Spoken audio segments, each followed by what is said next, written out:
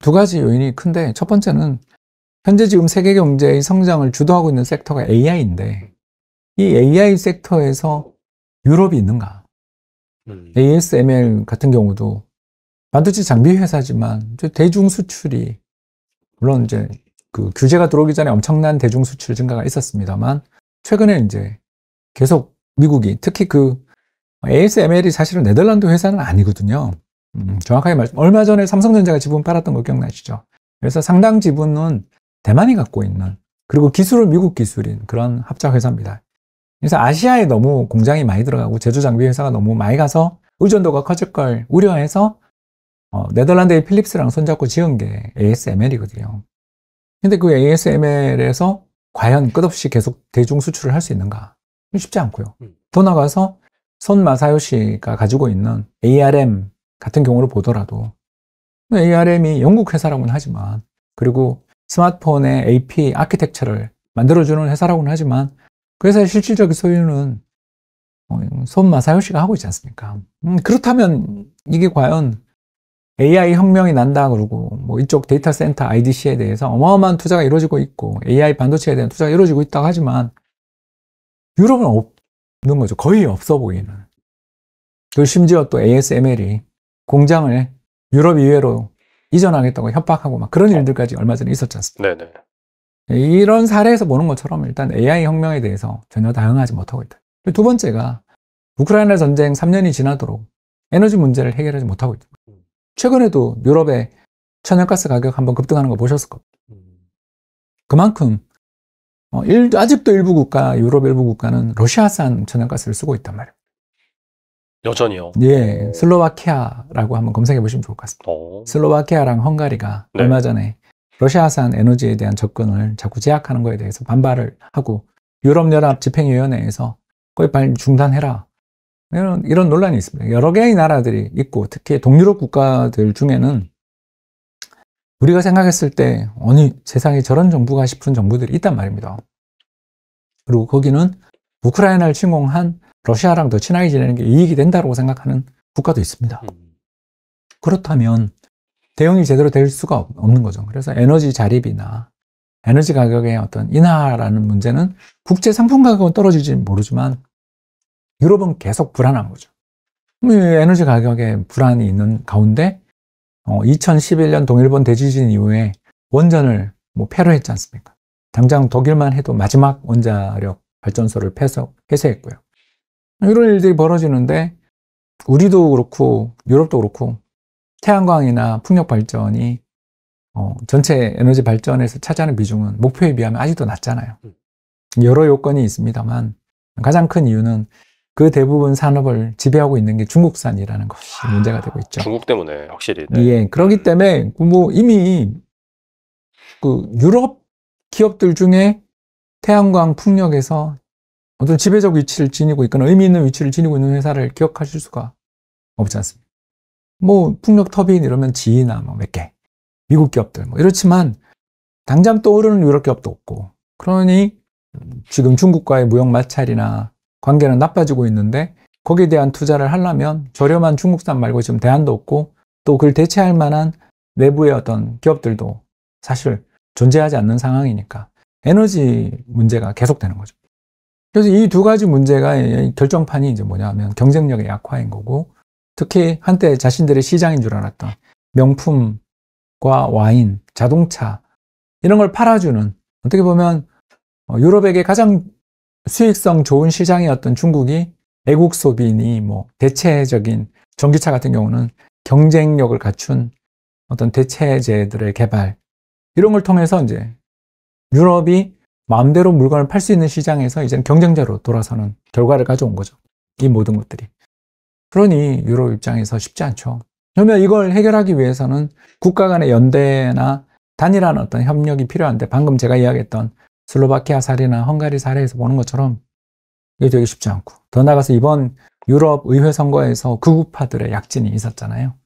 이탈리아의 멜로니, 독일의 AfD, 그리고 프랑스의 국민전선 같은 수많은 그 극우파, 반이민 극우파 세력들이 자신들의 세력 강화하면 유럽연합이라는 거대한 이상 속에서 협력을 위해 지금 당장 우리가 좀 양보할 수도 있고 이런 생각을 가지는 것보다 왜 우리끼리 잘 살자가 사실은 이런 정당들의 어떤 구호잖아요. 그래서 브렉시트도 난 거고. 보면 협업이랄까 협력이 제대로 이루어지기는 되게 어려운 환경이 아닌가 그렇게 생각됩니다.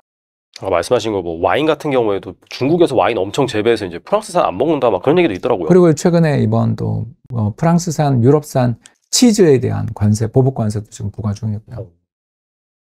그래서 그 브랜드 입장에서는 당연히 저도 뭐 프랑스산 와인 좋아하고 이탈리아 와인 좋아합니다만 꼭 거기를 해야 되느냐에 대한 문제들은 대체제가 없는 게 아니잖아요. 그런 문제들을 생각을 해야 되는데 이제 유럽은 그간 가지고 있었던 자신의 어떤 전통, 브랜드 파워 또는 소프트 파워 이런 것들에 대해서 자부심을 가지는 건 이해합니다만 그게 이제 현실적으로 중국과의 이제 무역 전쟁, 무역 보복으로 맞보복으로 이제 가기 시작하면 이거 정말 팔기가 어려운 그런 상황이 될 수도 있지 않냐. 그래서 뭐 유럽이 망했다 이런 게 아니라 현재와 같은 세계 경제가 IMF가 올해 성장률, 내년 성장률 전망을 상향 조정하고 있는 중인데도 왜 유럽은 저런가에 대한 질문. 그러니까 이전보다는 나아졌겠지만 아직도 저렇게 저성장을 벗어나지 못하는 이유는 이런 데 있는 게 아닌가 생각합니다. 영국의 경제 성장률 전망치도 하향 조정되고 있거든요. OECD에 따르면 영국의 내년 성장률 이게 1%로 주요 7개국 가운데 최하위를 기록할 것으로 전망이 돼요. 사실 영국은 브렉시트도 해서 좀 과감한 결정을 했는데 오히려 더 살기 힘들어졌다 그런 얘기가 나오는데 그 이유가 무엇인가요? 두 가지가 있는데 하나는 금융을 비롯한 이쪽 분야에서 영국이 이제 유로를 쓰지 않으면서 유럽연합 안에 속해 있음으로써 어떻게 보면 양쪽에서 다 이익을 좀 누리는 입장이었던 거죠. 그런데 이제 브렉시트, 2016년 브렉시트 이후에 영국 파운드화의 가치가 변동성이 너무 커요. 그 과정에서 이제 어떤 금융허브로서의 역할을 하려면 통화 가치가 좀 안정돼야 되거든요. 그런데 그런 게 지금 전혀 없고 또 더 나아가서 파운드화의 장기적인 약세 가능성이 높은 그런 여건들이 부각되니까 이거 뭐 사실 거기에 정말 우리가 여기 헤드쿼터를 둬야 되는가? 그러니까 유럽 본사를 여기다 둬야 되는가? 다른 데로 가는 게 낫지 않나? 이런 고민들을 계속 해야 되는 게 첫 번째인 거고, 두 번째는 브렉시트 이후에 경기라도 좀 좋아졌으면 모르는데 아직도 2016년 1인당 GDP를 회복 못하고 있잖아요. 그러다 보니까 이제 자신들의 어떤 처한 어려움들을 남에게 돌리는 게 굉장히 쉽잖아요. 트럼프가 그렇게 인기를 끌지 않습니까? 그렇죠, 네. 그러니까 당신의 노력 부족이야 라고 말하는 정치인은 인기가 없잖아요. 누구에게 탓을 돌리잖아요. 그래서 남의 탓으로 이제 돌리는 노선들 속에서 최근 그 런던에서 벌어진 최악의 인종폭동들. 그렇게 되면 이게 그 다음 금융 다음으로 중요한 산업이 에너지, 그리고 제약, 그 다음이 관광인데, 관광산업에서 당장 저만 해도, 그래도 작년에도 런던에서 한 달 살게 했던 사람인데, 내년에 런던 갈 거냐라고 물으면, 그거 무서워서 어떻게 가요? 라는 말이 나올 수밖에 없지 않냐. 그 전 세계의 백만장자들이 런던, 뉴욕, 그리고 동경 같은 도시에 사는 이유가, 그 치안이 좋으면서도 주변에 있는 백만장자들, 다른 백만장자들을 만나서 교류를 가지고 네트워크를 만들고 어떻게 정보를 얻고 자기가 그 문화에 접어들고 싶어서 그걸 하는 건데, 그렇죠. 이렇게 불안해가지고 부자들이 누가 가겠어요. 참 어렵죠. 그래서 노동당이 오래간만에 정권을 잡았습니다만 참 이렇게 미래가 밝다고 말하기는 어려울 것 같습니다. 단순히 그냥 경제 성장률 그 문제가 아니라 이제 네트워크의 문제인데 그렇게 약간 불안해져 버리면 심리 자체가 확실히 좀 쉽지가 않겠네요, 회복되기가. 말씀 들어보니까. 예, 그 뭐 독일도 어렵지만 영국도 참 만만찮은.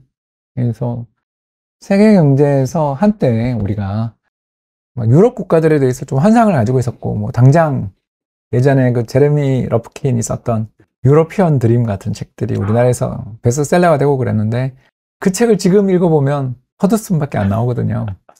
그만큼 우리가 또는 미국의 진보적이라는 분들이나 한국의 일부 사람들이 유럽에 대해서 좀 환상을 갖고 있다가 지난 한 15년은 그냥 무너진 15년, 계속 그 환상이 무너지고 있는 15년, 16년이 되고 있는 것 같습니다.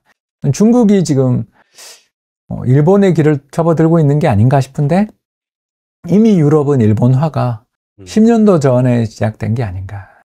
그런 생각이 참 들게 되는 것 같아서 그리고 경제가 어려워지고 문제가 생기기 시작할 때 혐한이 우리한테 있었던 것처럼 일본 네네. 사람들이 네. 혐한 감정이 있었던 걸 맞아요. 기억나실 네. 겁니다. 그런 것처럼 유럽 사람들도 자신들에게 돈을 쓸어오는 사람들에 대한 인종차별적인 감정들을 내보낼수록 더 가난해지겠죠. 누가 가서 자신들의 물건들을 사주는 것인가에 대해서 인정이 필요한데 그런 거는 정치적으로 볼 때 되게 힘든 선택이. 그래서 제가 지난번 썼던 책 그 경제 토픽에서 이야기한 것처럼 2016년에서 18년을 고비로 해서 진정한 의미의 20세기는 끝났고 이제 각자 도생의 21세기 그리고 더 나아가서 파퓰리즘의 21세기 그리고 반세계화의 21세기가 시작된 것 같은데 이 21세기라는 게 아직은 뭐냐면 20세기에 있었던 그런 일에 대해서 난 반대한다지 그러면 그렇게 해서 모으면 어떤 새로운 철학이나 새로운 노선이 나오냐 하면 그런 게 아니거든요. 그냥 무작정 외국인을 쫓아내고 문을 걸어 담그면 우리끼리 잘 될 거야 라는 건데 이게 경제적으로 볼 때 전혀 말이 안 되는 선택이잖아요. 그렇죠. 오히려 안 좋죠. 왜냐하면 경쟁 없이 무슨 성장이 있고 그렇죠. 폐쇄성, 순혈 이런 거가 나오는 조직일수록 다 망하거든요. 그 길을 가게 되는 것보다는 경쟁을 하고 개방을 하고 그리고 적을 수용하는 태도를 가져야 되는데 이제 계속 힘든 일을 겪었던 2008년 글로벌 금융위기, 2010년 유럽 재정위기, 그리고 2015년에 있었던 그리스 시리자가 집권한 다음에 있었던 그 그렉시트, 네네. 2016년에 브렉시트, 그리고 2020년 코로나 팬데믹으로 인한 불황, 뭐 이런 거에 22년 우크라이나 전쟁까지 겹치면서 유럽 사람들은 이제 미래에 대한 희망 좀 많이 내려놓은 그런 상태에서 이제 좀 어떻게 보면 보수적으로 진취적인 생각보다는 보수적인 지금 가지고 있는 걸 지키고 싶어하는 그런 방향으로 가고 있어서 이렇게 어려움을 겪는 게 아닌가. 우리는 그러지 말아야 되겠다. 그런 생각을 많이 하게 됩니다. 몇 가지 직접적인 원인을 생각을 해보면요. 첫째는 영국 같은 경우 브렉시트입니다. 네. EU에서 빠져나오면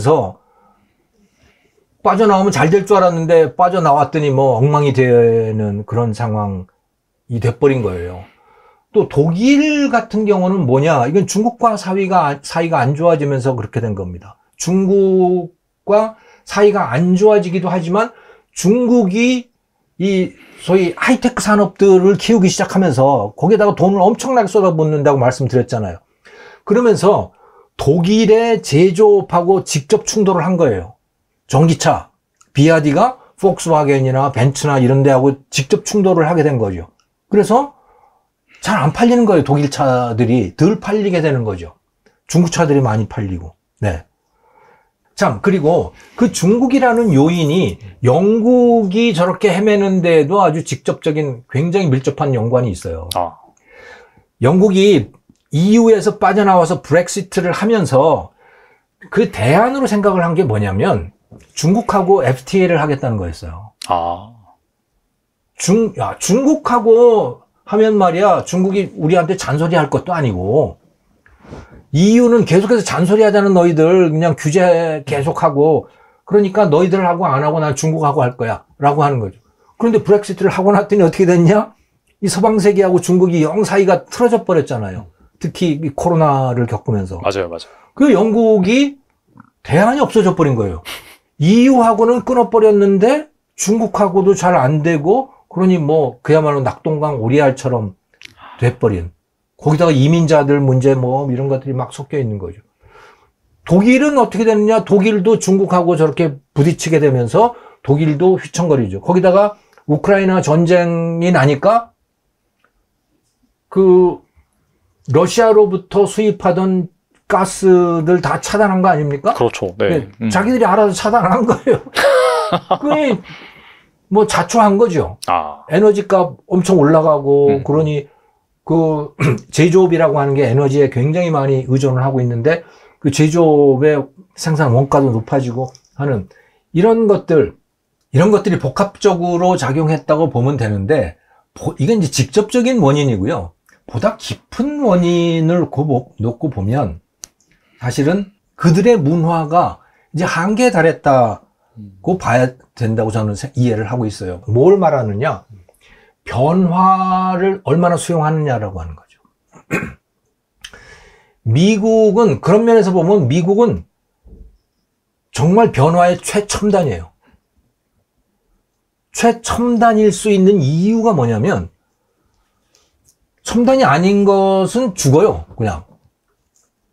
그냥 파산이 돼버리고 그런 기업들은 이제 돈벌이가 잘 안 되고 그러잖아요. 그러면 바로 해고해버리고 수천 명, 수만 명씩 그냥 막 해고하잖아요. 구글 같은 데서도. 그러니까 여기에는 고용 안정성이라고 하는 게 없어요. 안전망이라고 하는 게 없어요. 미국은. 그건 뭘 얘기를 하냐면 어디서든 새로운 게 등장할 수 있다는 걸 뜻하는 것입니다. 낡은 거는 그냥 망한다. 그리고 새로운 게 등장을 해서 그래서 큰다. 그렇게 큰 게 구글이고 애플이고 뭐 페이스북이고 다 그런 거 아닙니까? 그냥 어느 날 갑자기 툭 튀어나와 가지고서는 그게 그렇게 커져버린 거예요. 그 배경에는 뭐가 있느냐? 낡은 거, 사람들이 잘 찾지 않는 거, 소비자가 찾지 않는 것들은 그러면 그냥 문 닫는다라고 하는 거죠. 이런 면에서 미국을 따를 데가 없습니다. 그게 바로 미국의 원동력인 거죠. 근데 거기에 비해서 유럽은 어떠냐? 유럽은 안 변해요. 일단 노조가 강력하기 때문에, 예, 그리고 정권이 다 노조하고 손을 잡고 있기 때문에 안 변합니다. 웬만하면. 기업들도 잘 못 변해요. 왜? 노조들이 꽉 잡고 있으니까 뭐 새로운 거 하려고 그러면 다 어디선가는 이제 막히게 되는 거죠. 옛날에 했던 거 계속 할 수밖에 없는 그런 상황이 되는 거죠. 네. 그러니까 안 변한다. 그렇게 안 변하는 또 다른 나라가, 아니면 이유는 좀 다른 나라가 일본이죠. 일본도 정말 안 변하잖아요. 예를 들어서 일본에 가면 왜 100년 가게, 노포들 많잖아요. 장인 정신. 예, 뭐 200년 된 네. 식당. 세상에 생각을 해보십시오. 200년 동안 똑같은 걸 만든다. 그러면 팔리겠어요, 우리나라에서? 만들 수는 있겠죠. 네, 팔리면 만들 거예요, 우리나라도. 근데 안 팔려요, 우리는. 그럼 망한다고요. 네. 근데 일본은 안 망해요. 그냥 그걸 계속 사먹고 있네. 그러니까 일본은 취향, 소비자들의 태도, 이런 게 변화를 별로 원치 않아요. 네. 그래서 그런 걸, 그러니까 100년 동안 계속 하면 좋은 산업들이 있어요. 그게 소재 산업 뭐 이런 것들이죠. 세상 유행을 별로 안 타는 것들. 유행 타는 산업은 일본은 못 해요. 왜? 변할 수가 없기 때문에. 일본 소비자들이 안 변해요. 네. 근데 유럽은 생산이 잘 변하지 않는 거죠. 네. 강력한 노조들이 있기 때문에 그렇고, 그리고 미국 방식은 저 앵글로색슨, 그러니까 천한 걸로 보는 거예요. 그런 거. 네. 그건 귀족적인 그런 게 있잖아요. 야, 저거, 뭐, 우리말로 하자면, 뭐, 상놈들, 뭐, 이런. 천한 것들이 하는 거다. 예, 천 것들이 나는 짓이지. 품위가 없다, 뭐, 이런 네. 생각하면서. 그러니까 별로 바꿀 생각도 별로 없는 거고. 네. 그리고 우리는 과학기술 이런 고상한 거, 이런 거에 투자를 해야지. 그래서 유럽의 과학기술 수준은 꽤 높아요. 하지만 과학기술하고 산업은 다르잖아요. 막 그렇게 공부 열심히 해도 돈은 다 미국으로 벌러 간다. 그런 얘기가 있더라고요. 그렇죠. 보니까. 좀 재주 있고 뭔가 장사 속이 있고 그러면서 기술을 갖고 있는 사람들은 다 미국으로 빠져나가고 그런 거예요. 여기는 그냥 고리타분하게 그러고 있는 거죠. 그러면 결과는 뭐냐? 망하는 거죠. 결과는 망하는 거죠. 그래서 유럽도 그렇고 일본도 그렇고 다 지금 그런 길로 들어선 거예요. 그러니까 돈을 버는 걸 보면 어느 정도 천한 게 있어요. 분명히 돈 밝히고 그러면 천하죠. 그렇죠, 사실. 물불 안 가리고 사실 버는 게 좀 있죠, 사실. 하다 보면. 네. 하지만 그거 눈 감아야 돼요. 그래야 나라가 새로운 것도 등장하고 천한 게 어느 정도 가다 보면 또 품격도 생기고 뭐 그런 거죠. 네. 근데 유럽은 그런 거 안 하는 거예요. 사실 산업혁명이 영국에서 시작이 됐잖아요. 잉글랜드에서 그렇죠. 시작이 됐는데 유럽 사람들이 그 당시에 특히 프랑스가 그랬었는데 영국 잉글리시를 보면 뭐라 그러냐면 저 장사꾼들 나라라고 그랬어요. Nation of Shopkeepers였어요. 돈 많아는 저 천 것들. 이렇게 프랑스 사람들이 거의 욕했다고요. 아, 근데 과학기술 수준으로 따지면 뭐 영국에도 뭐 뉴턴 뭐 그런 사람들이 있긴 했지만 과학기술 특히 화학 분야 이런 거는 프랑스가 압도적이었어요. 그래서 뭐 라보아지에니 무슨 뭐 이런 이 화학에 나오는 유명한 그 과학자들 이름 보면 다 프랑스예요. 네. 프랑스예요. 그런데 그 프랑스는 어떻게 됐냐? 그건 과학이에요. 그냥 과학이에요. 그게 과학이죠. 나중에 대혁명이 일어나고 세상이 다 뒤집히고 뭐 그러면서 거기서도 이제 신분 다 폐지되고 그러면서 사람들이 본격적으로 돈 버는 것도 괜찮아 라고 하면서 이제 프랑스에서 이제 산업이 생겨나기 시작하는 거죠. 그 이전에는 과학이었어요. 근데 여전히 이 유럽에는 그 과학 중시, 학문 중시 이런 게 있는 거예요. 근데 그거 가지고는 돈이 안 벌리는 거죠. 돈을 쓰는 거지. 그냥 돈을 쓰는 거지, 그거는. 그래서 아무리 논문 많이 내도 그게 산업하고는 별로 관계가 없는 거죠.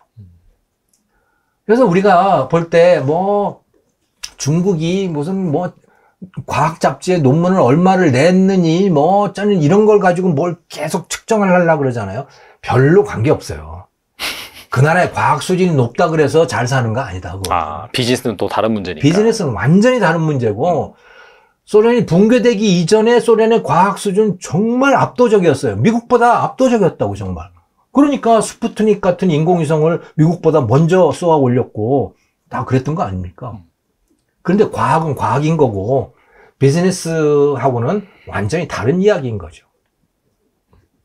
최근에 보니까 유럽 의회 선거에서 극우 세력의 영향력이 좀 커지고 있다는 것을 좀 확인하고 있었거든요. 아무래도 이런 좀 심각한 경제 상황, 문제들 이런 것들에 약간 좀 사이드 임팩트라고 볼 수 있을까요? 어떻게 보세요? 그렇죠. 먹고 살만 하면 그리고 사회가 풍족하면 뭐 외국에서 이민자가 들어오더라도 뭐 내가 끌어안지라고 하는 건데 이제 삶이 너무 힘든 거예요. 예전 같으면 정부가 빚을 내서라도 뭐 어떻게 국민들한테 베풀어주고 뭐 이렇게 할 텐데 이제는 빚을 내기도 굉장히 어려워진 게 2009년 그 무렵에 유럽 재정 위기가 있었잖아요.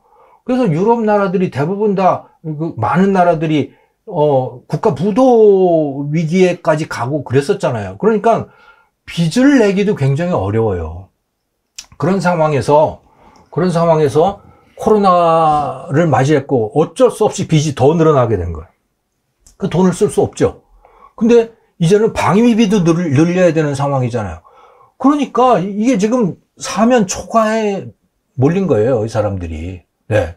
그 돈은 없고 세금은 많이 내야 되는데 아니 외국에서 이민자들이 들어온 거예요.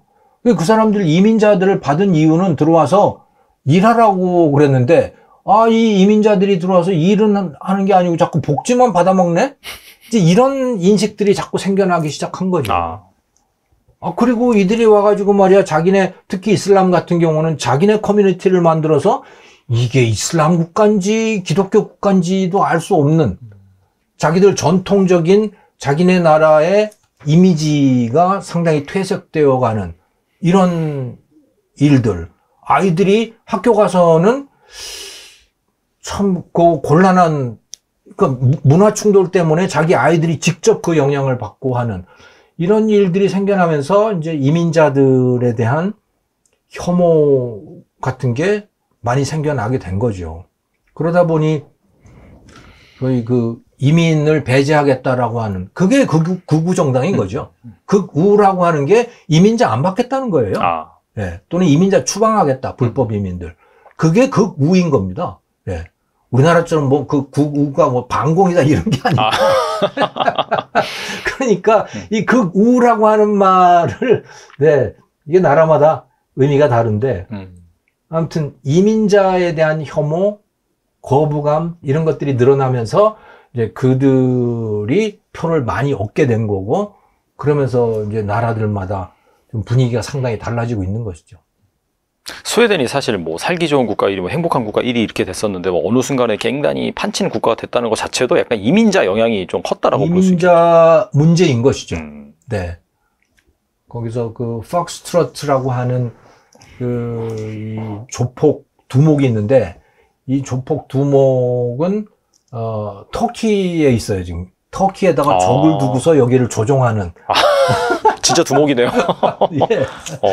그러니까 이 스웨덴에 유통되고 있는 마약 무슨 또 이 무기들 뭐 이런 거 이제 그쪽을 통해서 들어오고 있다고들 다들 추정을 하고 있어요. 그건 뭐 다 비밀이니까 알 수는 없지만. 네. 근데 이쪽 이 발칸 지역 있잖아요. 그리스, 알바니아, 뭐 루마니아 하는 그 발칸 지역 이쪽이 거기 내전이 일어나게 되면서 거기가 굉장히 이 조폭 폭력 조직들이 굉장히 강해진 거예요. 그리고 예전에 갖고 있던 소련제 무기들 이런 게 막 그냥 지하로 통용되고 이제 그렇게 되는 거죠. 마약도 마찬가지고. 그것이 이제 유럽으로 흘러들게 되는 거고, 그러면서 총기 사고도 많이 나게 되는 거고, 심지어 그 말씀하셨던 스웨덴에서는 이거 군대가 투입돼야 되는 거 아니야? 이 조폭 이 문제를 해결하기 위해서. 그래서 실제로 이 중앙은행 장이 군대 투입을 언급할 정도로 그게 필요하다는 이야기를 할 정도로 그 정도까지 된 거예요. 경찰 가지고는 해결이 안 되니까. 이야, 예. 심각하네요. 그럼 그 진짜. 정도로 막 폭탄 테러 일어나고 막 이러니까 말이죠. 네. 그러다 보니 이제 이민자에 대한 혐오가 점점 커지고 있는 거죠. 두 가지 요인이 큰데, 첫 번째는 현재 지금 세계 경제의 성장을 주도하고 있는 섹터가 AI인데, 이 AI 섹터에서 유럽이 있는가? ASML 같은 경우도 반도체 장비 회사지만 대중 수출이, 물론 이제 그 규제가 들어오기 전에 엄청난 대중 수출 증가가 있었습니다만, 최근에 이제 계속 미국이, 특히 ASML이 사실은 네덜란드 회사는 아니거든요. 정확하게 얼마 전에 삼성전자가 지분 팔았던 거 기억나시죠? 그래서 상당 지분은 대만이 갖고 있는, 그리고 기술은 미국 기술인 그런 합작 회사입니다. 그래서 아시아에 너무 공장이 많이 들어가고 제조 장비 회사가 너무 많이 가서 의존도가 커질 걸 우려해서 네덜란드의 필립스랑 손잡고 지은 게 ASML이거든요. 근데 그 ASML에서 과연 끝없이 계속 대중 수출을 할 수 있는가? 쉽지 않고요.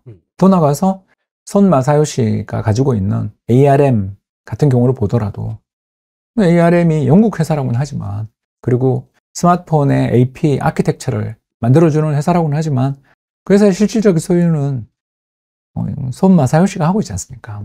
그렇다면 이게 과연 AI 혁명이 난다 그러고 뭐 이쪽 데이터 센터 IDC에 대해서 어마어마한 투자가 이루어지고 있고 AI 반도체에 대한 투자가 이루어지고 있다고 하지만 유럽은 없는 거죠. 거의 없어 보이는. 그리고 심지어 또 ASML이 공장을 유럽 이외로 이전하겠다고 협박하고 막 그런 일들까지 얼마 전에 있었지 않습니까? 네네. 이런 사례에서 보는 것처럼 일단 AI 혁명에 대해서 전혀 대응하지 못하고 있다. 두 번째가 우크라이나 전쟁 3년이 지나도록 에너지 문제를 해결하지 못하고 있다. 최근에도 유럽의 천연가스 가격 한번 급등하는 거 보셨을 겁니다.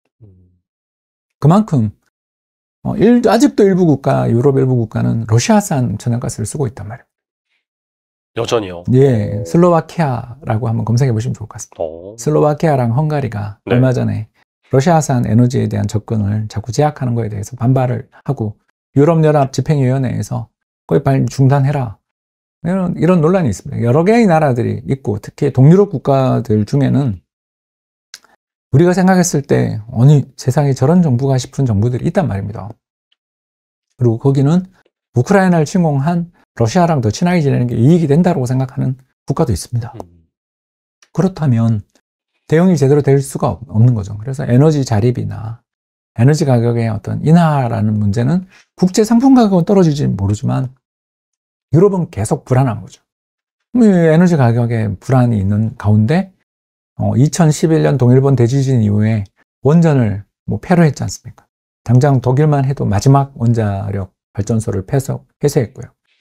이런 일들이 벌어지는데 우리도 그렇고 유럽도 그렇고 태양광이나 풍력 발전이 전체 에너지 발전에서 차지하는 비중은 목표에 비하면 아직도 낮잖아요. 여러 요건이 있습니다만 가장 큰 이유는 그 대부분 산업을 지배하고 있는 게 중국산이라는 것이 문제가 되고 있죠. 중국 때문에 확실히. 네. 예, 그렇기 때문에 뭐 이미 그 유럽 기업들 중에 태양광 풍력에서 어떤 지배적 위치를 지니고 있거나 의미 있는 위치를 지니고 있는 회사를 기억하실 수가 없지 않습니까? 뭐 풍력 터빈 이러면 지이나 뭐 몇 개, 미국 기업들 뭐 이렇지만 당장 떠오르는 유럽 기업도 없고, 그러니 지금 중국과의 무역 마찰이나 관계는 나빠지고 있는데 거기에 대한 투자를 하려면 저렴한 중국산 말고 지금 대안도 없고 또 그걸 대체할 만한 내부의 어떤 기업들도 사실 존재하지 않는 상황이니까 에너지 문제가 계속되는 거죠. 그래서 이 두 가지 문제가 결정판이 이제 뭐냐면 경쟁력의 약화인 거고, 특히 한때 자신들의 시장인 줄 알았던 명품과 와인, 자동차 이런 걸 팔아주는, 어떻게 보면 유럽에게 가장 수익성 좋은 시장이었던 중국이 애국 소비니 뭐 대체적인 전기차 같은 경우는 경쟁력을 갖춘 어떤 대체제들의 개발, 이런 걸 통해서 이제 유럽이 마음대로 물건을 팔 수 있는 시장에서 이제는 경쟁자로 돌아서는 결과를 가져온 거죠. 이 모든 것들이. 그러니 유럽 입장에서 쉽지 않죠. 그러면 이걸 해결하기 위해서는 국가 간의 연대나 단일한 어떤 협력이 필요한데, 방금 제가 이야기했던 슬로바키아 사례나 헝가리 사례에서 보는 것처럼 이게 되게 쉽지 않고, 더 나아가서 이번 유럽 의회 선거에서 극우파들의 약진이 있었잖아요. 뭐 이탈리아의 멜로니, 독일의 AfD, 그리고 프랑스의 국민전선 같은 수많은 그 극우파, 반이민 극우파 세력들이 자신들의 세력 강화하면 유럽연합이라는 거대한 이상 속에서 협력을 위해 지금 당장 우리가 좀 양보할 수도 있고, 이런 생각을 가지는 것보다 왜 우리끼리 잘 살자가 사실은 이런 정당들의 어떤 구호잖아요. 그래서 브렉시트도 난 거고. 보면 협업이랄까 협력이 제대로 이루어지기는 되게 어려운 환경이 아닌가, 그렇게 생각됩니다. 말씀하신 거 뭐 와인 같은 경우에도 중국에서 와인 엄청 재배해서 이제 프랑스산 안 먹는다 막 그런 얘기도 있더라고요. 그리고 최근에 이번 또 프랑스산, 유럽산 치즈에 대한 관세, 보복 관세도 지금 부과 중이고요. 그래서 그 브랜드 입장에서는 당연히 저도 뭐 프랑스산 와인 좋아하고 이탈리아 와인 좋아합니다만 꼭 거기를 해야 되느냐에 대한 문제들은 대체제가 없는 게 아니잖아요. 그런 문제들을 생각을 해야 되는데, 이제 유럽은 그간 가지고 있었던 자신의 어떤 전통, 브랜드 파워 또는 소프트 파워 이런 것들에 대해서 자부심을 가지는 건 이해합니다만, 그게 이제 현실적으로 중국과의 이제 무역 전쟁, 무역 보복으로, 맞보복으로 이제 가기 시작하면 이거 정말 팔기가 어려운 그런 상황이 될 수도 있지 않냐. 그래서 뭐 유럽이 망했다 이런 게 아니라 현재와 같은 세계 경제가 IMF가 올해 성장률, 내년 성장률 전망을 상향 조정하고 있는 중인데도 왜 유럽은 저런가에 대한 질문. 그러니까 이전보다는 나아졌겠지만 아직도 저렇게 저성장을 벗어나지 못하는 이유는 이런 데 있는 게 아닌가 생각합니다. 영국의 경제 성장률 전망치도 하향 조정되고 있거든요. OECD에 따르면 영국의 내년 성장률 이게 1%로 주요 7개국 가운데 최하위를 기록할 것으로 전망이 돼요. 사실 영국은 브렉시트도 해서 좀 과감한 결정을 했는데 오히려 더 살기 힘들어졌다, 그런 얘기가 나오는데 그 이유가 무엇인가요? 두 가지가 있는데, 하나는 금융을 비롯한 이쪽 분야에서 영국이 이제 유로를 쓰지 않으면서 유럽연합 안에 속해 있음으로써 어떻게 보면 양쪽에서 다 이익을 좀 누리는 입장이었던 거죠. 그런데 이제 브렉시트, 2016년 브렉시트 이후에 영국 파운드화의 가치가 변동성이 너무 커요. 그 과정에서 이제 어떤 금융 허브로서의 역할을 하려면 통화 가치가 좀 안정돼야 되거든요. 그런데 그런 게 지금 전혀 없고, 또 더 나아가서 파운드화의 장기적인 약세 가능성이 높은 그런 여건들이 부각되니까 이거 뭐 사실 거기에 정말 우리가 여기 헤드쿼터를 둬야 되는가, 그러니까 본사, 유럽 본사를 여기다 둬야 되는가, 다른 데로 가는 게 낫지 않나, 이런 고민들을 계속 해야 되는 게 첫 번째인 거고, 두 번째는 브렉시트 이후에 경기라도 좀 좋아졌으면 모르는데 아직도 2016년 1인당 GDP를 회복 못하고 있잖아요.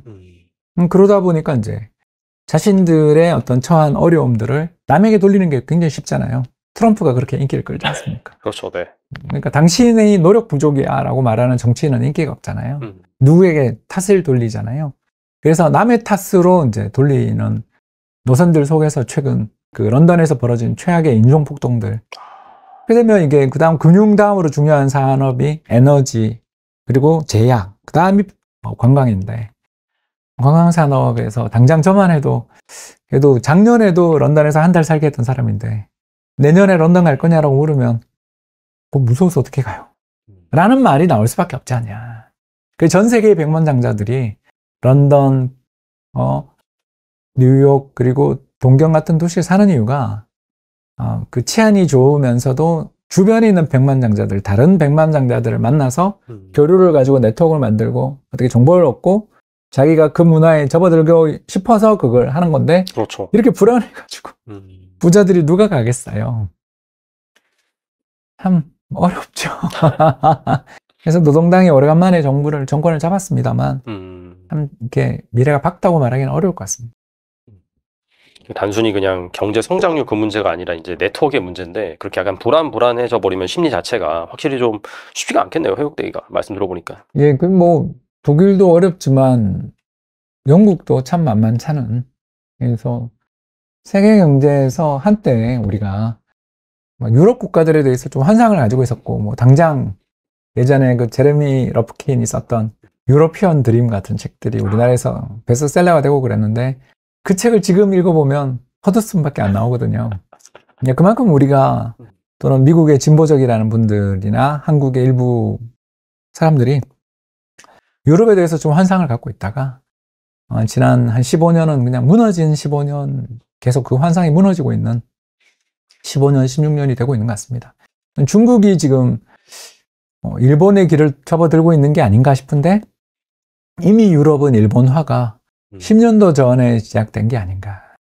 그런 생각이 참 들게 되는 것 같아서 우리 경제가 어려워지고 문제가 생기기 시작할 때 혐한이 우리한테 있었던 것처럼 일본 네네. 사람들이 네. 혐한 감정이 있었던 거 기억나실 맞아요. 겁니다. 그런 것처럼 유럽 사람들도 자신들에게 돈을 쓸어오는 사람들에 대한 인종차별적인 감정들을 내보낼수록 더 가난해지겠죠. 누가 가서 자신들의 물건들을 사주는 것인가에 대해서 인정이 필요한데 그런 거는 정치적으로 볼 때 되게 힘든 선택이. 그래서 제가 지난번 썼던 책 그 경제 토픽에서 이야기한 것처럼 2016년에서 18년을 고비로 해서 진정한 의미의 20세기는 끝났고 이제 각자 도생의 21세기 그리고 더 나아가서 파퓰리즘의 21세기 그리고 반세계화의 21세기가 시작된 것 같은데 이 21세기라는 게 아직은 뭐냐면 20세기에 있었던 그런 일에 대해서 난 반대한다지 그러면 그렇게 해서 모으면 어떤 새로운 철학이나 새로운 노선이 나오냐면 그런 게 아니거든요. 그냥 무작정 외국인을 쫓아내고 문을 걸어 잠그면 우리끼리 잘 될 거야 라는 건데 이게 경제적으로 볼 때 전혀 말이 안 되는 선택이잖아요. 그렇죠. 오히려 안 좋죠.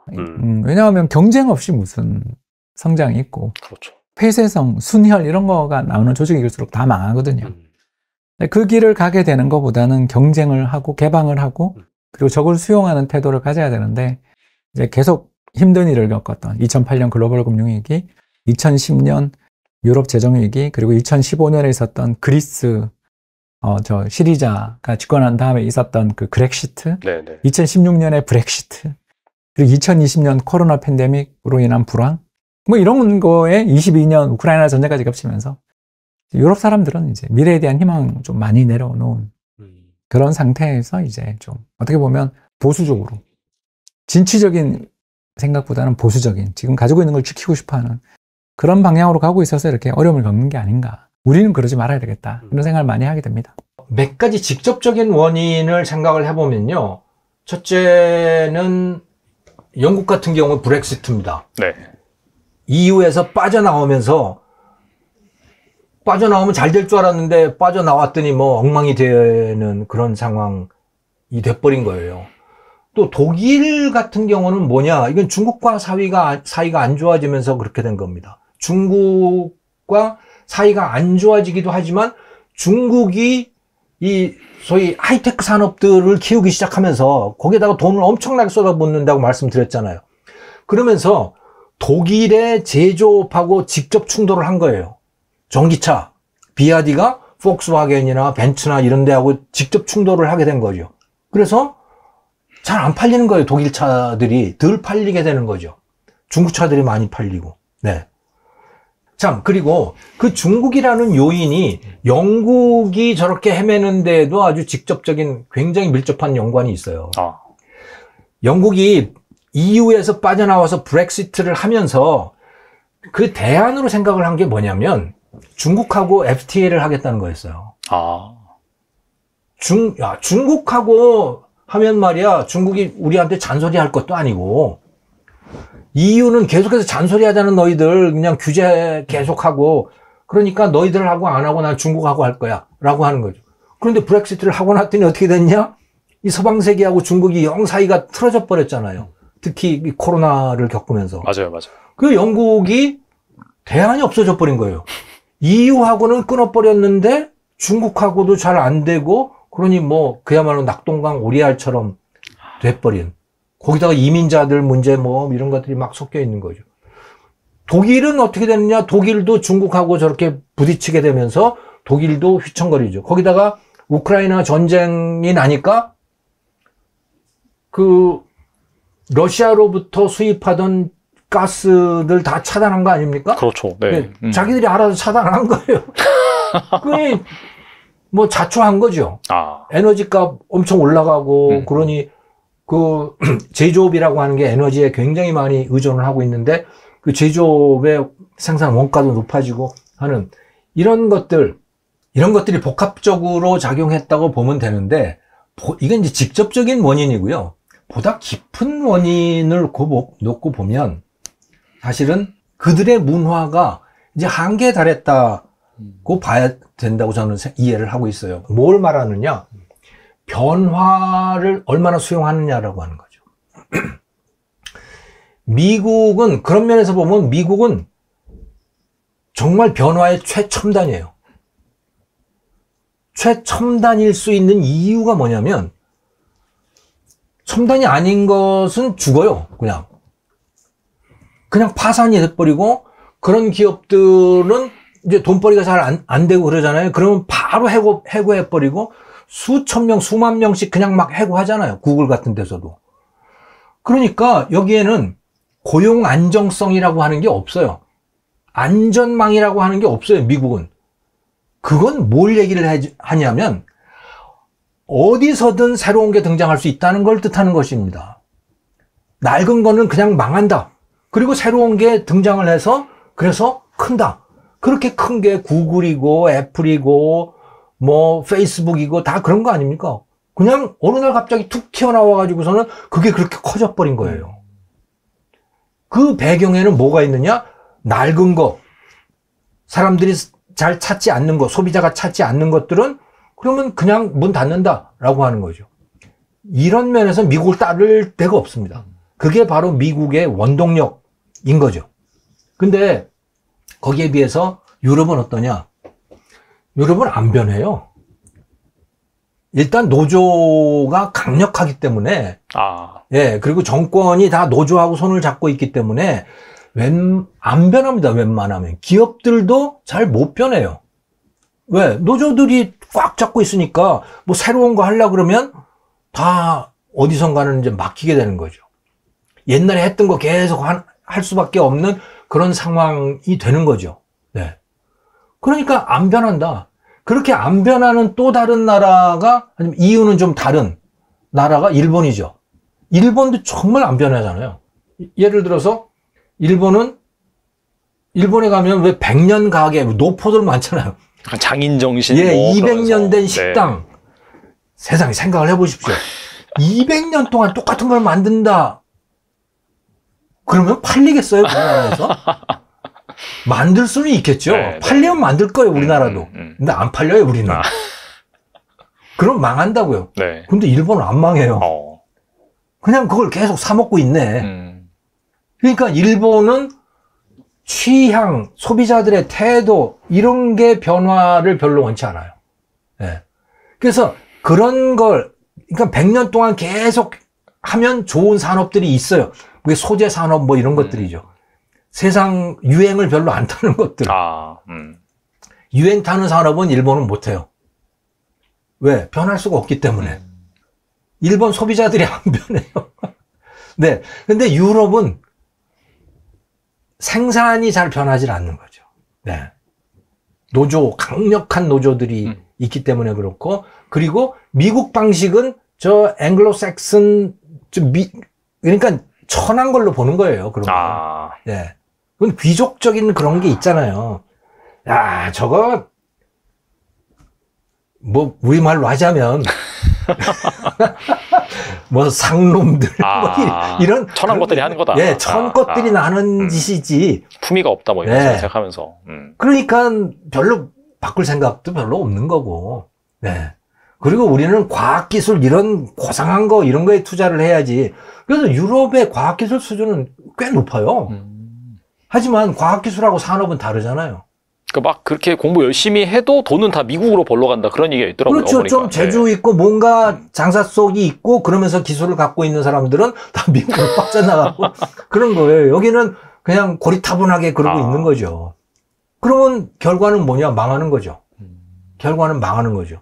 그래서 유럽도 그렇고 일본도 그렇고 다 지금 그런 길로 들어선 거예요. 그러니까 돈을 버는 걸 보면 어느 정도 천한 게 있어요. 분명히 돈 밝히고 그러면 천하죠. 그렇죠, 사실. 물불 네. 안 가리고 사실 버는 게 좀 있죠, 사실. 하다 예. 보면. 네. 하지만 그거 눈 감아야 돼요. 그래야 나라가 새로운 것도 등장하고 천한 게 어느 정도 가다 보면 또 품격도 생기고 뭐 그런다고 그런 거죠. 네. 근데 유럽은 그런 거 안 하는 거예요. 사실 산업혁명이 영국에서 시작이 됐잖아요. 잉글랜드에서 그렇죠. 시작이 네. 됐는데 네. 유럽 사람들이 그 당시에 특히 프랑스가 그랬었는데 영국 잉글리시를 보면 뭐라 그러냐면 저 장사꾼들 나라라고 그랬어요. Nation of Shopkeepers 였어요. 돈만 하는 저 천 것들 이렇게 프랑스 사람들이 거기 욕했다고요.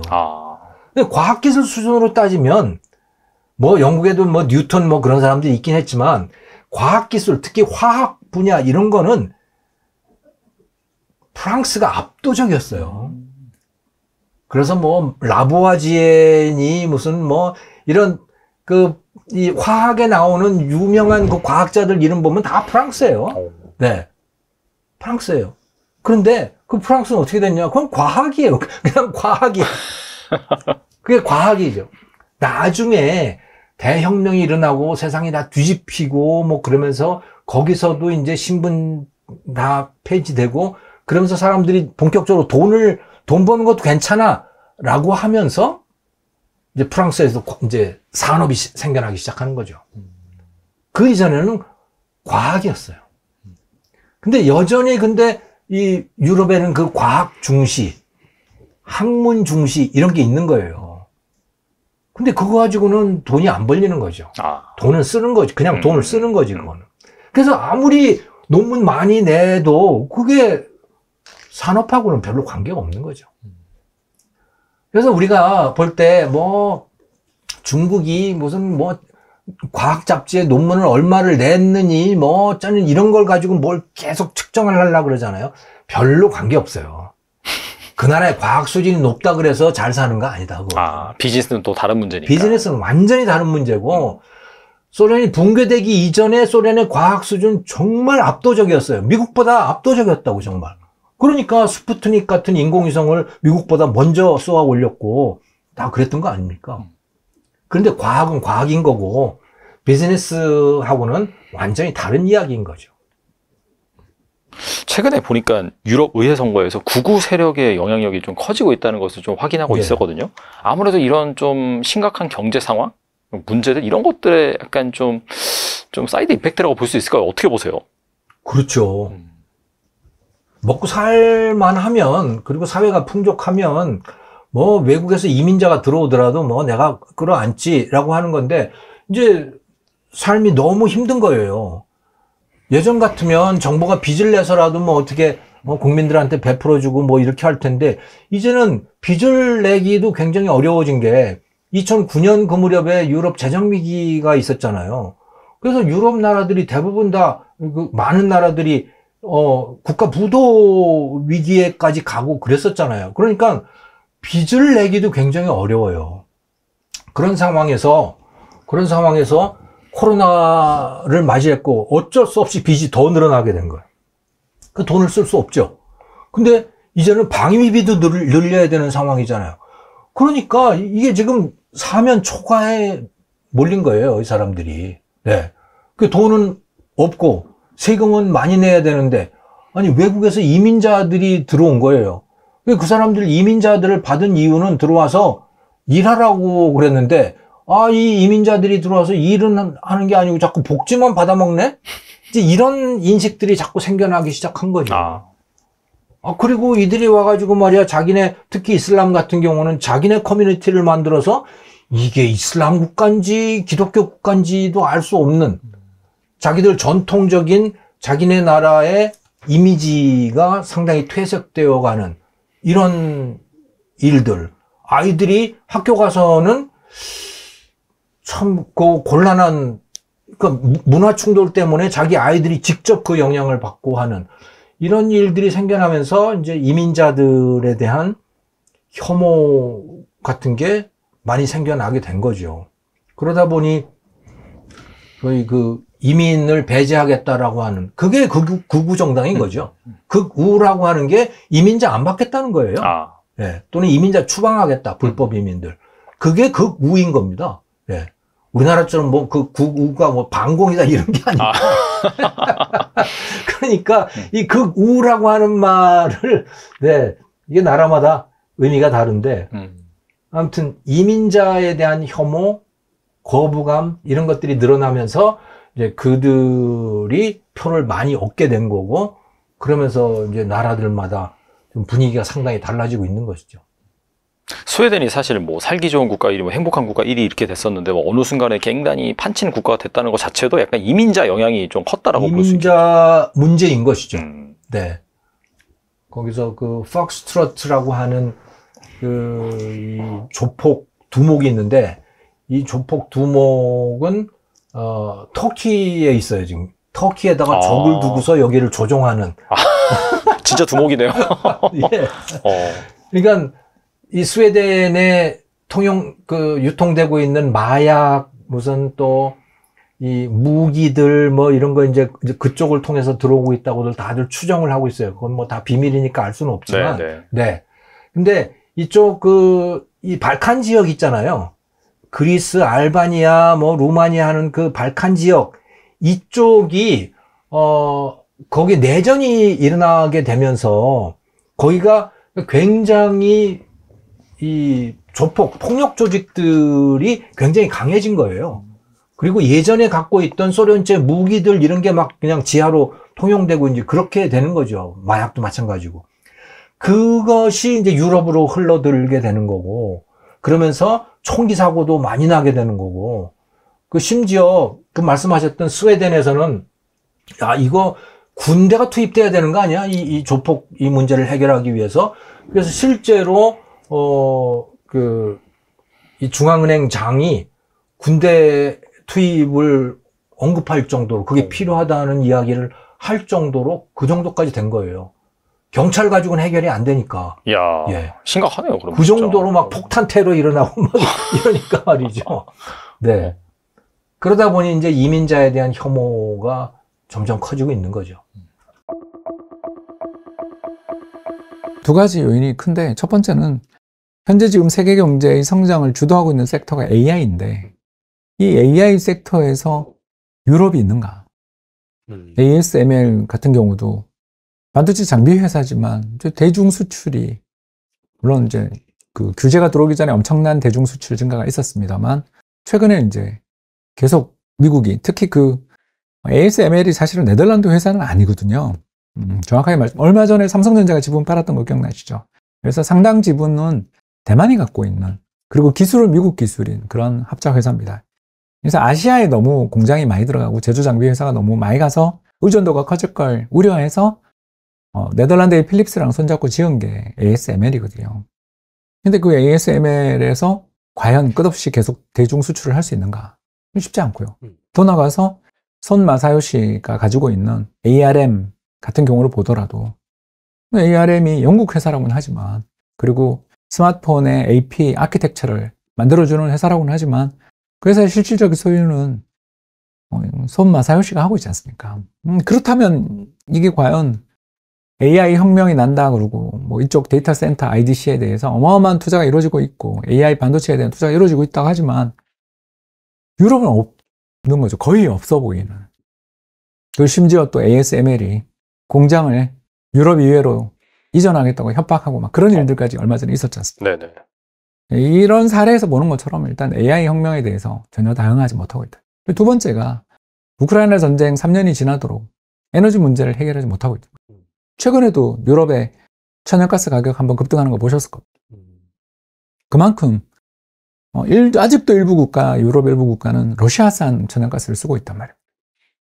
여전히요. 예, 슬로바키아라고 한번 검색해 보시면 좋을 것 같습니다. 슬로바키아랑 헝가리가 네. 얼마 전에 러시아산 에너지에 대한 접근을 자꾸 제약하는 거에 대해서 반발을 하고 유럽연합 집행위원회에서 거의 중단해라. 이런 논란이 있습니다. 여러 개의 나라들이 있고 특히 동유럽 국가들 중에는 우리가 생각했을 때 아니 세상에 저런 정부가 싶은 정부들이 있단 말입니다. 그리고 거기는 우크라이나를 침공한 러시아랑 더 친하게 지내는 게 이익이 된다고 생각하는 국가도 있습니다. 그렇다면 대응이 제대로 될 수가 없는 거죠. 그래서 에너지 자립이나 에너지 가격의 어떤 인하라는 문제는 국제 상품 가격은 떨어질지 모르지만 유럽은 계속 불안한 거죠.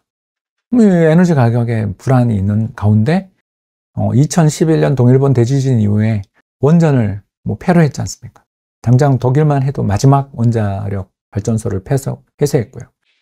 이런 일들이 벌어지는데 우리도 그렇고 유럽도 그렇고 태양광이나 풍력 발전이 전체 에너지 발전에서 차지하는 비중은 목표에 비하면 아직도 낮잖아요. 여러 요건이 있습니다만 가장 큰 이유는 그 대부분 산업을 지배하고 있는 게 중국산이라는 것이 문제가 되고 있죠. 중국 때문에 확실히. 네. 예, 그렇기 때문에 이미 유럽 기업들 중에 태양광 풍력에서 어떤 지배적 위치를 지니고 있거나 의미 있는 위치를 지니고 있는 회사를 기억하실 수가 없지 않습니까? 풍력 터빈 이러면 GE나 몇 개, 미국 기업들 이렇지만 당장 떠오르는 유럽 기업도 없고, 그러니 지금 중국과의 무역 마찰이나 관계는 나빠지고 있는데 거기에 대한 투자를 하려면 저렴한 중국산 말고 지금 대안도 없고 또 그걸 대체할 만한 내부의 어떤 기업들도 사실 존재하지 않는 상황이니까 에너지 문제가 계속되는 거죠. 그래서 이 두 가지 문제가 결정판이 이제 뭐냐면 경쟁력의 약화인 거고, 특히 한때 자신들의 시장인 줄 알았던 명품과 와인, 자동차 이런 걸 팔아주는, 어떻게 보면 유럽에게 가장 수익성 좋은 시장이었던 중국이 애국 소비니 대체적인 전기차 같은 경우는 경쟁력을 갖춘 어떤 대체제들의 개발 이런 걸 통해서 이제 유럽이 마음대로 물건을 팔 수 있는 시장에서 이제는 경쟁자로 돌아서는 결과를 가져온 거죠. 이 모든 것들이. 그러니 유럽 입장에서 쉽지 않죠. 그러면 이걸 해결하기 위해서는 국가 간의 연대나 단일한 어떤 협력이 필요한데, 방금 제가 이야기했던 슬로바키아 사례나 헝가리 사례에서 보는 것처럼 이게 되게 쉽지 않고, 더 나아가서 이번 유럽 의회 선거에서 극우파들의 약진이 있었잖아요. 이탈리아의 멜로니, 독일의 AfD, 그리고 프랑스의 국민전선 같은 수많은 극우파, 반이민 극우파 세력들이 자신들의 세력 강화하면 유럽 연합이라는 거대한 이상 속에서 협력을 위해 지금 당장 우리가 좀 양보할 수도 있고, 이런 생각을 가지는 것보다 왜 우리끼리 잘 살자가 사실은 이런 정당들의 어떤 구호잖아요. 그래서 브렉시트도 난 거고. 보면 협업이랄까 협력이 제대로 이루어지기는 되게 어려운 환경이 아닌가, 그렇게 생각됩니다. 아까 말씀하신 거 와인 같은 경우에도 중국에서 와인 엄청 재배해서 이제 프랑스산 안 먹는다 막 그런 얘기도 있더라고요. 그리고 최근에 이번 또 프랑스산, 유럽산 치즈에 대한 보복 관세도 지금 부과 중이고요. 그래서 그 브랜드 입장에서는 당연히 저도 프랑스산 와인 좋아하고 이탈리아 와인 좋아합니다만 꼭 거기를 해야 되느냐에 대한 문제들은 대체제가 없는 게 아니잖아요. 그런 문제들을 생각을 해야 되는데, 이제 유럽은 그간 가지고 있었던 자신의 어떤 전통, 브랜드 파워 또는 소프트 파워 이런 것들에 대해서 자부심을 가지는 건 이해합니다만, 그게 이제 현실적으로 중국과의 이제 무역 전쟁, 무역 보복으로, 맞보복으로 이제 가기 시작하면 이거 정말 팔기가 어려운 그런 상황이 될 수도 있지 않냐. 그래서 유럽이 망했다 이런 게 아니라 현재와 같은 세계 경제가 IMF가 올해 성장률, 내년 성장률 전망을 상향 조정하고 있는 중인데도 왜 유럽은 저런가에 대한 질문. 그러니까 이전보다는 나아졌겠지만 아직도 저렇게 저성장을 벗어나지 못하는 이유는 이런 데 있는 게 아닌가 생각합니다. 영국의 경제 성장률 전망치도 하향 조정되고 있거든요. OECD에 따르면 영국의 내년 성장률 이게 1%로 주요 7개국 가운데 최하위를 기록할 것으로 전망이 돼요.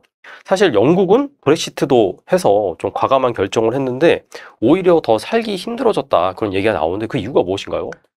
두 가지가 있는데 하나는 금융을 비롯한 이쪽 분야에서 영국이 이제 유로를 쓰지 않으면서 유럽연합 안에 속해 있음으로써 어떻게 보면 양쪽에서 다 이익을 좀 누리는 입장이었던 거죠. 그런데 이제 브렉시트, 2016년 브렉시트 이후에 영국 파운드화의 가치가 변동성이 너무 커요. 그 과정에서 이제 어떤 금융허브로서의 역할을 하려면 통화 가치가 좀 안정돼야 되거든요. 그런데 그런 게 지금 전혀 없고 또 더 나아가서 파운드화의 장기적인 약세 가능성이 높은 그런 여건들이 부각되니까 이거 뭐 사실 거기에 정말 우리가 여기 헤드쿼터를 둬야 되는가, 그러니까 본사, 유럽 본사를 여기다 둬야 되는가, 다른 데로 가는 게 낫지 않나, 이런 고민들을 계속 해야 되는 게 첫 번째인 거고, 두 번째는 브렉시트 이후에 경기라도 좀 좋아졌으면 모르는데 아직도 2016년 1인당 GDP를 회복 못하고 있잖아요. 그러다 보니까 이제 자신들의 어떤 처한 어려움들을 남에게 돌리는 게 굉장히 쉽잖아요. 트럼프가 그렇게 인기를 끌지 않습니까? 그렇죠, 네. 그러니까 당신의 노력 부족이야 라고 말하는 정치인은 인기가 없잖아요. 누구에게 탓을 돌리잖아요. 그래서 남의 탓으로 이제 돌리는 노선들 속에서 최근 그 런던에서 벌어진 최악의 인종폭동들. 그렇게 되면 이게 그 다음 금융 다음으로 중요한 산업이 에너지, 그리고 제약, 그 다음이 관광인데, 관광산업에서 당장 저만 해도, 그래도 작년에도 런던에서 한 달 살게 했던 사람인데, 내년에 런던 갈 거냐라고 물으면, 무서워서 어떻게 가요? 라는 말이 나올 수밖에 없지 않냐. 그 전 세계의 백만장자들이 런던, 뉴욕, 그리고 동경 같은 도시에 사는 이유가 그 치안이 좋으면서도 주변에 있는 백만장자들, 다른 백만장자들을 만나서 교류를 가지고 네트워크를 만들고 어떻게 정보를 얻고 자기가 그 문화에 접어들고 싶어서 그걸 하는 건데 그렇죠. 이렇게 불안해가지고 부자들이 누가 가겠어요. 참 어렵죠. 그래서 노동당이 오래간만에 정권을 잡았습니다만 참 이렇게 미래가 밝다고 말하기는 어려울 것 같습니다. 단순히 그냥 경제 성장률 그 문제가 아니라 이제 네트워크의 문제인데 그렇게 약간 불안해져 버리면 심리 자체가 확실히 좀 쉽지가 않겠네요. 회복되기가 말씀 들어보니까. 예, 그 뭐 독일도 어렵지만 영국도 참 만만찮은. 그래서 세계 경제에서 한때 우리가 유럽 국가들에 대해서 좀 환상을 가지고 있었고, 뭐 당장 예전에 그 제레미 러프킨이 썼던 유러피언 드림 같은 책들이 우리나라에서 베스트셀러가 되고 그랬는데 그 책을 지금 읽어보면 허드슨밖에 안 나오거든요.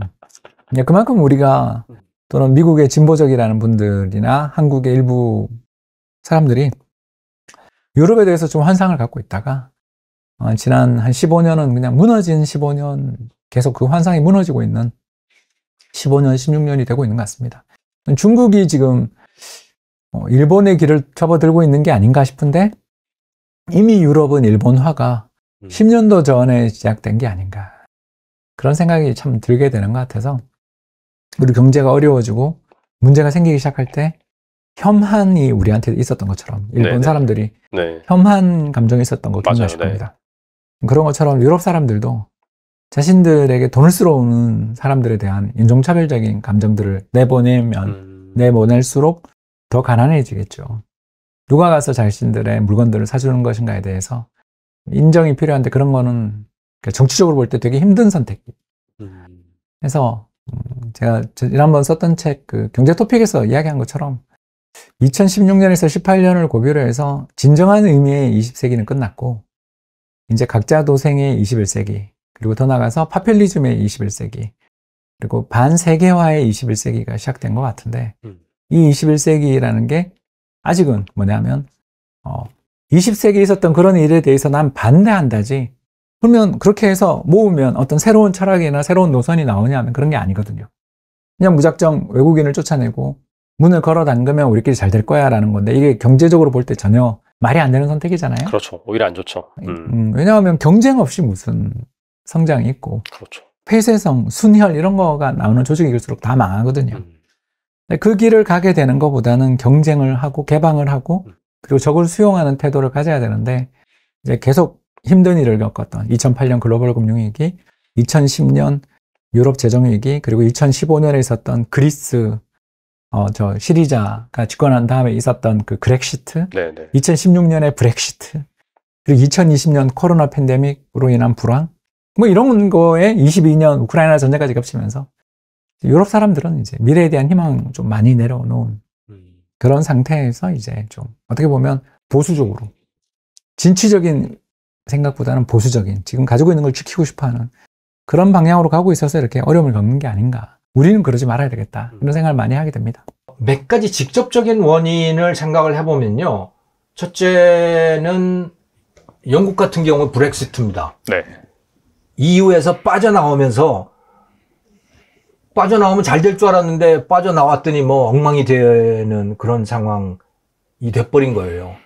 또 독일 같은 경우는 뭐냐? 이건 중국과 사이가 안 좋아지면서 그렇게 된 겁니다. 중국과 사이가 안 좋아지기도 하지만 중국이 이 소위 하이테크 산업들을 키우기 시작하면서 거기에다가 돈을 엄청나게 쏟아붓는다고 말씀드렸잖아요. 그러면서 독일의 제조업하고 직접 충돌을 한 거예요. 전기차, 비아디가 폭스바겐이나 벤츠나 이런 데하고 직접 충돌을 하게 된 거죠. 그래서 잘 안 팔리는 거예요. 독일 차들이 덜 팔리게 되는 거죠. 중국 차들이 많이 팔리고. 네. 참, 그리고 그 중국이라는 요인이 영국이 저렇게 헤매는데도 아주 직접적인 굉장히 밀접한 연관이 있어요. 영국이 EU에서 빠져나와서 브렉시트를 하면서 그 대안으로 생각을 한 게 뭐냐면 중국하고 FTA를 하겠다는 거였어요. 중국하고 하면 말이야, 중국이 우리한테 잔소리 할 것도 아니고, EU는 계속해서 잔소리 하자는 너희들 그냥 규제 계속하고, 그러니까 너희들하고 안 하고 난 중국하고 할 거야. 라고 하는 거죠. 그런데 브렉시트를 하고 났더니 어떻게 됐냐? 이 서방 세계하고 중국이 영 사이가 틀어져 버렸잖아요. 특히 이 코로나를 겪으면서. 맞아요. 그 영국이 대안이 없어져 버린 거예요. EU하고는 끊어버렸는데 중국하고도 잘 안 되고, 그러니 뭐 그야말로 낙동강 오리알처럼 돼버린, 거기다가 이민자들 문제 뭐 이런 것들이 막 섞여 있는 거죠. 독일은 어떻게 되느냐? 독일도 중국하고 저렇게 부딪히게 되면서 독일도 휘청거리죠. 거기다가 우크라이나 전쟁이 나니까 그 러시아로부터 수입하던 가스들 다 차단한 거 아닙니까? 그렇죠. 네. 자기들이 알아서 차단한 거예요. 그러니 뭐 자초한 거죠. 에너지값 엄청 올라가고 그러니 그 제조업이라고 하는 게 에너지에 굉장히 많이 의존을 하고 있는데 그 제조업의 생산 원가도 높아지고 하는 이런 것들이 복합적으로 작용했다고 보면 되는데, 이게 이제 직접적인 원인이고요. 보다 깊은 원인을 놓고 보면 사실은 그들의 문화가 이제 한계에 달했다고 봐야 된다고 저는 이해를 하고 있어요. 뭘 말하느냐? 변화를 얼마나 수용하느냐라고 하는 거죠. 미국은, 그런 면에서 보면 미국은 정말 변화의 최첨단이에요. 최첨단일 수 있는 이유가 뭐냐면, 첨단이 아닌 것은 죽어요. 그냥 파산이 돼버리고, 그런 기업들은 이제 돈벌이가 잘 안 되고 그러잖아요. 그러면 바로 해고해버리고, 수천 명, 수만 명씩 그냥 막 해고하잖아요. 구글 같은 데서도. 그러니까 여기에는 고용 안정성이라고 하는 게 없어요. 안전망이라고 하는 게 없어요, 미국은. 그건 뭘 얘기를 하냐면, 어디서든 새로운 게 등장할 수 있다는 걸 뜻하는 것입니다. 낡은 거는 그냥 망한다. 그리고 새로운 게 등장을 해서, 그래서 큰다. 그렇게 큰 게 구글이고, 애플이고, 뭐, 페이스북이고, 다 그런 거 아닙니까? 그냥 어느 날 갑자기 툭 튀어나와가지고서는 그게 그렇게 커져버린 거예요. 그 배경에는 뭐가 있느냐? 낡은 거, 사람들이 잘 찾지 않는 거, 소비자가 찾지 않는 것들은 그러면 그냥 문 닫는다라고 하는 거죠. 이런 면에서 미국을 따를 데가 없습니다. 그게 바로 미국의 원동력인 거죠. 근데 거기에 비해서 유럽은 어떠냐? 유럽은 안 변해요. 일단 노조가 강력하기 때문에, 예, 그리고 정권이 다 노조하고 손을 잡고 있기 때문에 안 변합니다. 웬만하면. 기업들도 잘 못 변해요. 왜? 노조들이 꽉 잡고 있으니까 뭐 새로운 거 하려고 그러면 다 어디선가는 이제 막히게 되는 거죠. 옛날에 했던 거 계속 할 수밖에 없는 그런 상황이 되는 거죠. 네. 그러니까 안 변한다. 그렇게 안 변하는 또 다른 나라가, 아니면 이유는 좀 다른 나라가 일본이죠. 일본도 정말 안 변하잖아요. 예를 들어서 일본에 가면 왜 100년 가게, 노포들 많잖아요. 장인 정신. 예, 뭐 200년 된 네. 식당. 세상에 생각을 해보십시오. 200년 동안 똑같은 걸 만든다. 그러면 팔리겠어요, 우리나라에서? 만들 수는 있겠죠. 네, 팔리면 만들 거예요, 우리나라도. 근데 안 팔려요, 우리는.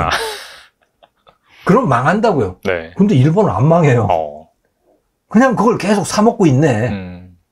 그러니까 일본은 취향, 소비자들의 태도, 이런 게 변화를 별로 원치 않아요. 네. 그래서 그런 걸, 그러니까 100년 동안 계속 하면 좋은 산업들이 있어요. 그게 소재 산업 뭐 이런 것들이죠. 세상 유행을 별로 안 타는 것들. 유행 타는 산업은 일본은 못 해요. 왜? 변할 수가 없기 때문에. 일본 소비자들이 안 변해요. 네. 근데 유럽은 생산이 잘 변하지 않는 거죠. 네. 강력한 노조들이 있기 때문에 그렇고, 그리고 미국 방식은 저 앵글로색슨, 그러니까 천한 걸로 보는 거예요. 그런 거. 네. 그건 귀족적인 그런 게 있잖아요. 야, 저거, 뭐, 우리말로 하자면, 뭐, 상놈들, 뭐 이런. 천한 것들이 하는 거다. 예, 천 것들이 나는 짓이지. 품위가 없다, 뭐, 이런 네. 생각하면서. 그러니까 별로 바꿀 생각도 별로 없는 거고. 네. 그리고 우리는 과학기술 이런 고상한 거, 이런 거에 투자를 해야지. 그래서 유럽의 과학기술 수준은 꽤 높아요. 하지만 과학기술하고 산업은 다르잖아요. 그러니까 막 그렇게 공부 열심히 해도 돈은 다 미국으로 벌러 간다. 그런 얘기가 있더라고요. 그렇죠. 보니까. 좀 재주 있고 뭔가 장사 속이 있고 그러면서 기술을 갖고 있는 사람들은 다 미국으로 빠져나가고 그런 거예요. 여기는 그냥 고리타분하게 그러고 있는 거죠. 그러면 결과는 뭐냐? 망하는 거죠. 결과는 망하는 거죠. 그래서 유럽도 그렇고 일본도 그렇고 다 지금 그런 길로 들어선 거예요. 그러니까 돈을 버는 걸 보면 어느 정도 천한 게 있어요. 분명히 돈 밝히고 그러면 천하죠. 그렇죠, 사실. 물불 네. 안 가리고 사실 버는 게 좀 있죠, 사실. 하다 예. 보면. 네. 하지만 그거 눈 감아야 돼요. 그래야 나라가 새로운 것도 등장하고 천한 게 어느 정도 가다 보면 또 품격도 생기고 뭐 그런 거죠. 네. 근데 유럽은 그런 거 안 하는 거예요. 사실 산업혁명이 영국에서 시작이 됐잖아요. 잉글랜드에서 그렇죠. 시작이 네. 됐는데 네. 유럽 사람들이 그 당시에 특히 프랑스가 그랬었는데 영국 잉글리시를 보면 뭐라 그러냐면 저 장사꾼들 나라라고 그랬어요. Nation of Shopkeepers 였어요. 돈만 하는 저 천것들 이렇게 프랑스 사람들이 거기 욕했다고요. 근데 과학기술 수준으로 따지면 뭐 영국에도 뭐 뉴턴 뭐 그런 사람들이 있긴 했지만 과학기술 특히 화학 분야 이런 거는 프랑스가 압도적이었어요. 그래서 뭐 라보아지에니 무슨 뭐 이런 이 화학에 나오는 유명한 그 과학자들 이름 보면 다 프랑스예요. 네. 프랑스예요. 그런데 그 프랑스는 어떻게 됐냐? 그건 과학이에요. 그냥 과학이에요. 그게 과학이죠. 나중에 대혁명이 일어나고 세상이 다 뒤집히고 뭐 그러면서 거기서도 이제 신분 다 폐지되고 그러면서 사람들이 본격적으로 돈 버는 것도 괜찮아 라고 하면서 이제 프랑스에서 이제 산업이 생겨나기 시작하는 거죠. 그 이전에는 과학이었어요. 근데 여전히 이 유럽에는 그 과학 중시, 학문 중시 이런 게 있는 거예요. 근데 그거 가지고는 돈이 안 벌리는 거죠. 돈은 쓰는 거지. 그냥 돈을 쓰는 거지, 그거는. 그래서 아무리 논문 많이 내도 그게 산업하고는 별로 관계가 없는 거죠. 그래서 우리가 볼 때 뭐 중국이 무슨 뭐 과학 잡지에 논문을 얼마를 냈느니 뭐 어쩌는 이런 걸 가지고 뭘 계속 측정을 하려고 그러잖아요. 별로 관계 없어요. 그 나라의 과학 수준이 높다 그래서 잘 사는 거 아니다. 그거. 비즈니스는 또 다른 문제니까. 비즈니스는 완전히 다른 문제고 소련이 붕괴되기 이전에 소련의 과학 수준 정말 압도적이었어요. 미국보다 압도적이었다고 정말. 그러니까 스푸트닉 같은 인공위성을 미국보다 먼저 쏘아 올렸고 다 그랬던 거 아닙니까? 그런데 과학은 과학인 거고 비즈니스하고는 완전히 다른 이야기인 거죠. 최근에 보니까 유럽 의회 선거에서 극우 세력의 영향력이 좀 커지고 있다는 것을 좀 확인하고 있었거든요. 아무래도 이런 좀 심각한 경제 상황, 문제들 이런 것들에 약간 좀 사이드 이펙트라고 볼 수 있을까요? 어떻게 보세요? 그렇죠. 먹고 살만 하면, 그리고 사회가 풍족하면, 뭐, 외국에서 이민자가 들어오더라도 뭐, 내가 끌어안지라고 하는 건데, 이제, 삶이 너무 힘든 거예요. 예전 같으면 정부가 빚을 내서라도 뭐, 어떻게, 국민들한테 베풀어주고 뭐, 이렇게 할 텐데, 이제는 빚을 내기도 굉장히 어려워진 게, 2009년 그 무렵에 유럽 재정위기가 있었잖아요. 그래서 유럽 나라들이 대부분 다, 많은 나라들이 국가 부도 위기에까지 가고 그랬었잖아요. 그러니까 빚을 내기도 굉장히 어려워요. 그런 상황에서 코로나를 맞이했고 어쩔 수 없이 빚이 더 늘어나게 된 거예요. 그 돈을 쓸 수 없죠. 근데 이제는 방위비도 늘려야 되는 상황이잖아요. 그러니까 이게 지금 사면 초과에 몰린 거예요, 이 사람들이. 네. 그 돈은 없고 세금은 많이 내야 되는데, 아니, 외국에서 이민자들이 들어온 거예요. 그 사람들, 이민자들을 받은 이유는 들어와서 일하라고 그랬는데, 이 이민자들이 들어와서 일은 하는 게 아니고 자꾸 복지만 받아먹네? 이제 이런 인식들이 자꾸 생겨나기 시작한 거죠.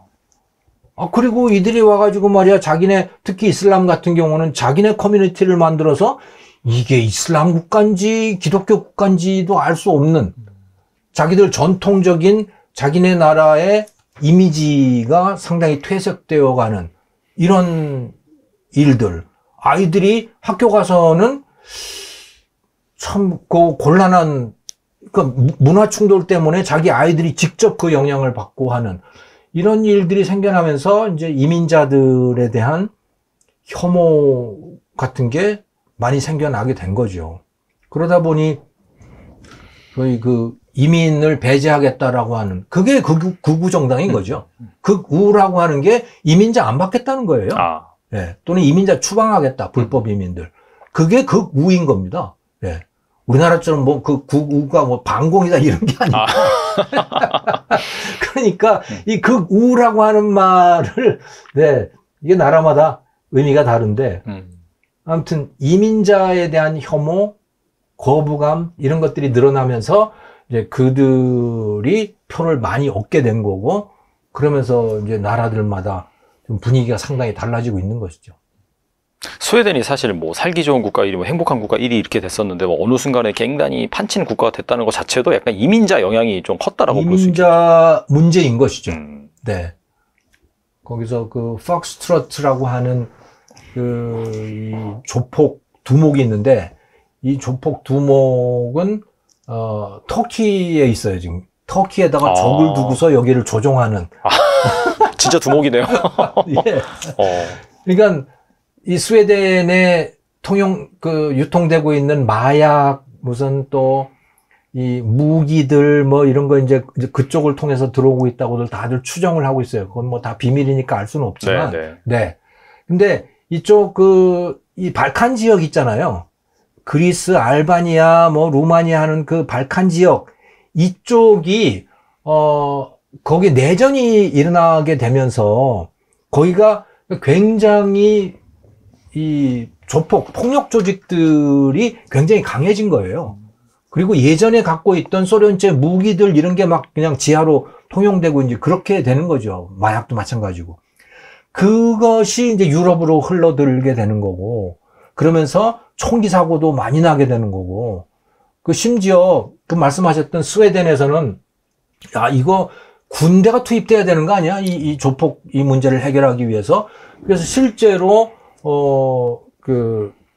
이 중앙은행장이 군대 투입을 언급할 정도로 그게 필요하다는 이야기를 할 정도로 그 정도까지 된 거예요.